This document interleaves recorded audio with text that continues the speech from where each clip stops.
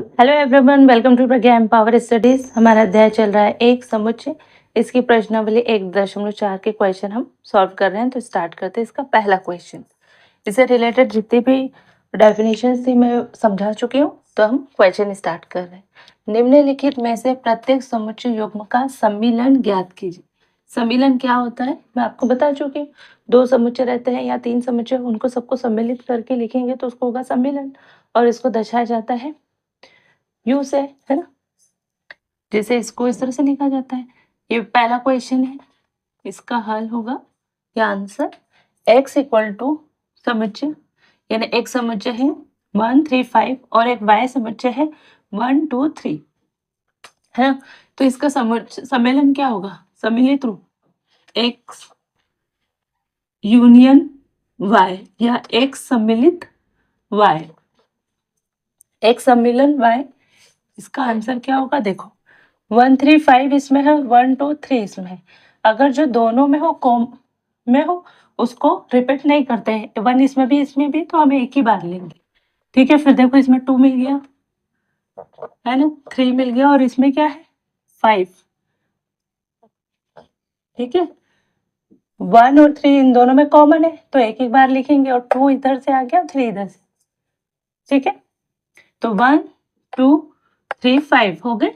तो ये इसका x सम्मिलन y है। इसको x यूनियन y भी कर सकते हो और x संग y भी कहा जा सकता है।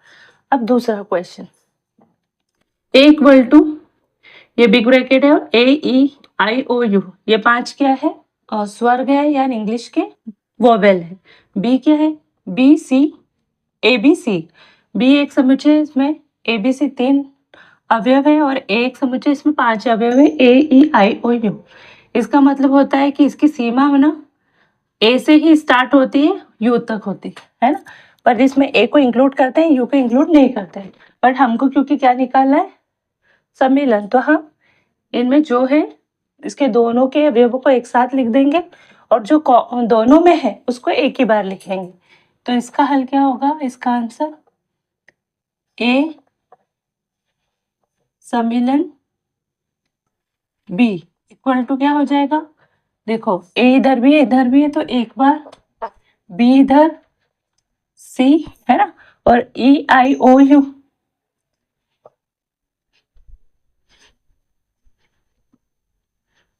ठीक है, तो ये क्या होगा? ए सम्मिलन बी। ठीक है, अब एक समुच्चय दिया है, ये समुच्चय निर्माण रूप में लिखा हुआ है।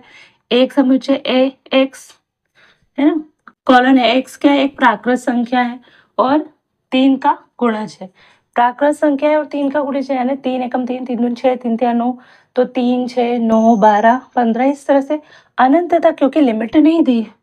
ठीक है, और इसमें क्या बोला है? बी में एक्स संख्या 6 से कम एक प्राकृत संख्या है। प्राकृत संख्या और 6 से कम है, मतलब 1 2 3 4 5, बस, है ना। तो ये दोनों ही प्राकृत संख्या है, पर ये 6 से कम है, और ये क्या है? 3 की गुणज है। तो अगर इसका हल देखेंगे तो क्या होगा? ए संग या ए सम्मिलित बी क्या निकलेगा? इसको भी हम समुच्चय निर्माण रूप में लिख देते हैं। इसका आंसर तो एक्स। देखो ये x क्या होगा? ये संख्या 6 से कम एक प्राकृत संख्या है, तो क्या होगी? 1 2 3 4 5 6, तो 1 2 3 4 5, 6 से कम यानी 1 2 3 4 5। इसका तो हो गया। अब इसके साथ इसको सम्मिलित करना है। एक प्राकृत संख्या है जो 3 का गुणज है ना, तो 3 का गुणज या 3 का गुणज, इसका मतलब ये हो गया। यानी जो x है ना, ये AUB के जो अवयव है x, वो 1 2 3 4 5 है, या 3 का गुणज है, मतलब या 1 है 2 है 3 है 4 है 5 है, या इसका गुणज, यानी इनमें से कुछ भी हो सकता है ना। ठीक है, और x क्या है? एप्सिलॉन n, एक तरह से ये क्या है? प्राकृत संख्या, इसलिए ये एप्सिलॉन n आएगा। ठीक है ना। तो ये वाला टर्म एक्स एप्सिलॉन एन लिखना हो तो लिखो, नहीं लिखना है तो कोई इशू नहीं। लेकिन जैसे कहा है संख्या 6 से कम एक प्राकृत संख्या है, तो संख्या 6 से कम क्या हो गया, 1 2 3 4 5, ये प्राकृत संख्या होगी। और एक प्राकृत संख्या है जो 3 का गुणज है या 3 का गुणज है, मतलब इनमें से कुछ भी हो सकता है, कामा लगा दिया, तो ये क्या है, सब प्राकृत संख्या है। ठीक है, इसलिए एक्स एप्सिलॉन एन लिखा जा सकता है। अब अगला आएगा एक्स, ए क्या है, ए समुच्चय एक्स, एक्स एक प्राकृत संख्या है ना, और क्या है, एक्स एक से किसी बड़ी और 6 के बराबर है, यानी एक्स एक से छोटी भी और एक से बड़ी है और 6 से छोटी और बराबर है, यानी एक से बड़ी यानी 2 3 4 5 6 और 6, ये 6 से यहाँ तक तो छोटी होगी, और क्योंकि बराबर बोला है तो ये होगी। वैसे ही अगला एक प्राकृत संख्या है और 6 से बड़ी है, यानी 7 8 9 और 10 से छोटी है, ये बोला है, बराबर तो नहीं बोला, तो 9 तक आ गई। 6 से बड़ी और 10 से छोटी तो ये आ गई।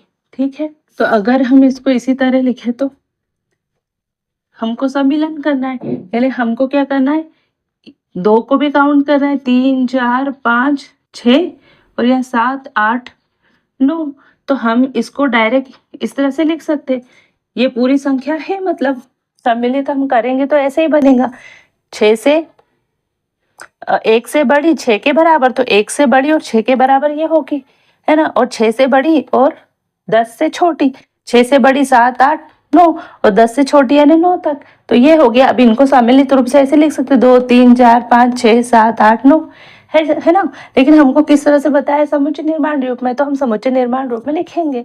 तो समुच्चय निर्माण रूप में आप इसको ऐसे लिख सकते हो ना कि ये जो है, ये 2 क्या है, एक से बड़ा है एक्स, और क्या हुआ, ये 10 से छोटा लिख दूंगी तो काम हो जाएगा ना। इसको अगर देखेंगे तो ये क्या है, एक से बड़ा यानी 2 3 4 5 6 7 8 और ये 10 से छोटा यानी 9 तक, तो इसको डायरेक्ट यहाँ तक लिख सकते हैं। तो इसका हल क्या होगा, ए सम्मिलित बी क्या होगा, एक्स है, इसको लिखेंगे एक्स क्या है, एप्सिलॉन एन, यानी प्राकृत संख्या है। ठीक है, और क्या है, एक्स का जो मान है वो 1 से बड़ा है, 2 3 4 5 6 7 8 9 और 10 से छोटा, है ना, ये हो गया x epsilon x ratio x, x क्या है, प्राकृत संख्या है, जैसे दोनों में बोला है ये प्राकृत संख्या है ना, और एक्स का मान क्या है, 1 से बड़ा है और 10 से छोटा, उसमें सब आ गए, 1 2 3 4 5 6 7 8 9 तक। ठीक है, अभी जो मैंने बताया था। अगला है ए इक्वल टू, एक समुच्चय 1 2 3 और बी एक समुच्चय 5, 5 क्या है, इसमें कुछ नहीं है ना, 5 तो खाली होता है, तो इनका ए सम्मिलित 5 क्या होगा, जो ए है वही होगा, 1 2 3 होगा, क्योंकि ये तो इसमें तो कुछ है ही नहीं। अगर 3 में हम 5 में 0 किसी संख्या में 0 जोड़ते हैं तो क्या उस बदलती नहीं, तो ये बदलेगी नहीं, यानी ए यू 5 बराबर क्या होगा, ए के बराबर होगा। तो आंसर ये भी है और ये भी है ना, ये लिख दीजिएगा। ठीक है, तो इन ये जिस रूप में थे हमने उस रूप में सॉल्व किया, ये समुच्चय निर्माण रूप में था तो इसको समुच्चय निर्माण रूप में लिख दिया, ये भी समुच्चय निर्माण रूप में था तो वैसे ही लिख दिया।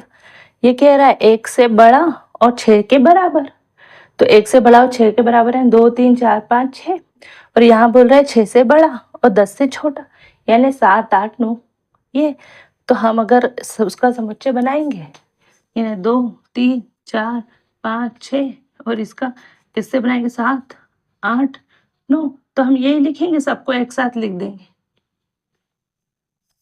हमारा आंसर यही होगा। पर हमको समुच्चय निर्माण रूप में लिखना है, इसलिए हमने क्या लिखा, 1 से x बड़ा है और 10 से छोटा, यानी 1 से बड़ा 2 से स्टार्ट कर दो, 10 से छोटा 9 पे खत्म कर दो। तो आई होप कि ये क्वेश्चन आपको अच्छे से समझ में आया होगा। वीडियो अच्छा लगे, अच्छे से समझ में आया तो प्लीज़ वीडियो को लाइक करना। चैनल पर नए हो तो चैनल को सब्सक्राइब करना। कोई इश्यू हो तो कमेंट बॉक्स में कमेंट करना, अपने फ्रेंड सर्कल में शेयर करना। मिलते हैं नेक्स्ट वीडियो में, तब तक के लिए जय हिंद, जय भारत। Thank you.